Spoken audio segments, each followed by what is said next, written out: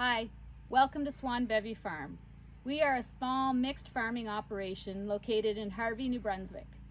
We purchased this farm about 15 years ago, and actually we're relatively new to all of this. I grew up with a pony, my husband grew up with a few sheep, but aside from that, we really weren't big farmers. Our story is a bit unique in the sense that my husband, myself, and my son run this entire farm. And on top of that, we actually have two full-time careers.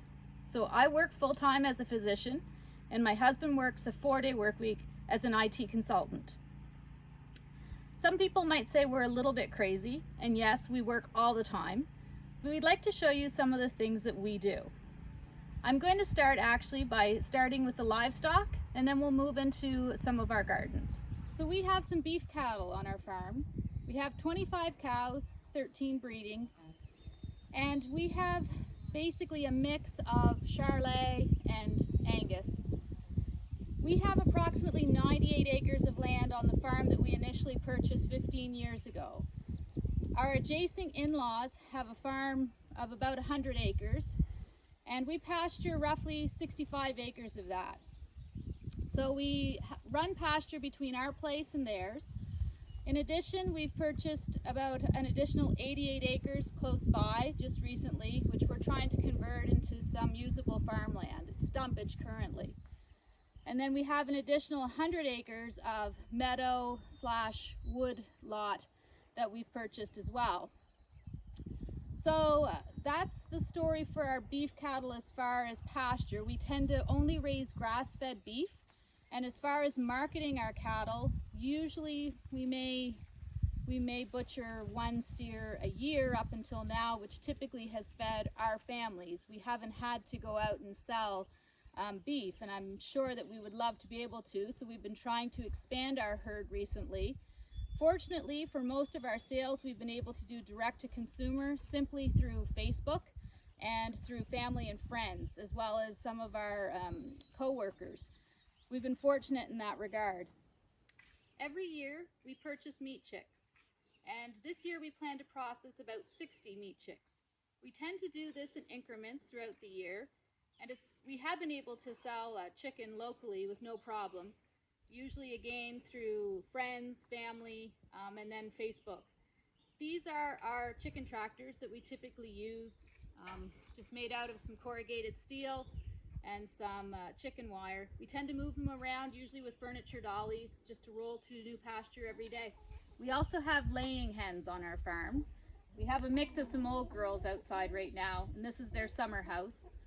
And right now, we're only probably getting about 5 to 6 eggs a day, but I've got a lot more layers in the winter chicken house that we're going to be moving out shortly, and I'll show those to you next. This is the other chicken house. We have about 10 layers that are just growing up now inside. Mix of different breeds. We have some Americanas, some Olivegers, just to get some different colors this year. And then we also have 5 quail that we're trying this year. Seem to be making out great with them so far. We have 4 crazy turkeys this year, and we usually keep the turkeys for ourselves for Thanksgiving and for Christmas.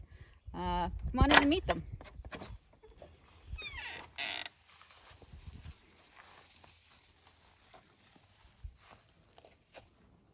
Meet just a few of our pigs. These are 3 of our smallest pigs. We have 3 older pigs outside currently.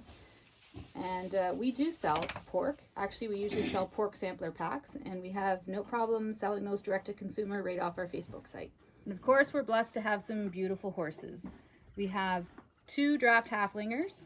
We have a nice painted riding horse over here. And then we have our cutie Chance, as well as a little black pony called Rosie. Meet our precious donkey, Faith. She's a sweetie. We've been trying to add to our fruit tree collection, and we've got into growing some pear and some varieties of apple. My husband and son have been experimenting with doing a bit of grafting. You'll see that we also have some raspberry canes behind us, and now we've started experimenting with some hugelkultur, which is this big pile of straw. It's actually buried sticks with soil. And we've had good success growing pumpkins, gourds, some squash out of that. This year we've also really ramped up some of our garden production. This current garden's about 80 feet by 30 feet roughly. We grow a mixed variety of many things, including onions, potatoes, peas, beans, you name it. We do a lot of canning, and the reason we've tried to up our production this year is to allow us to can even more in light of the current pandemic, and also maybe be able to market a little bit again to some of our friends and family. So one of the most important things that we grow on our farm is hay. And we spend a lot of our summertime haying so that we'll have enough food for our livestock for the upcoming months. Typically, we bring in about 1,000 square bales of hay, and usually around 300 or more round bales. We also divide our time between maintaining our pasture land, and by doing that, we try to implement a rotational grazing system so that we will not exhaust our existing land. So that's our farm. I know our story is a little bit unique in the sense that we both work full-time jobs, and yet we still try to run this on the side. Our production isn't as big as some other farmers out there, but we're gradually working our way up. I hope that this has been an encouraging video for anybody who's thinking of starting a farm on their own.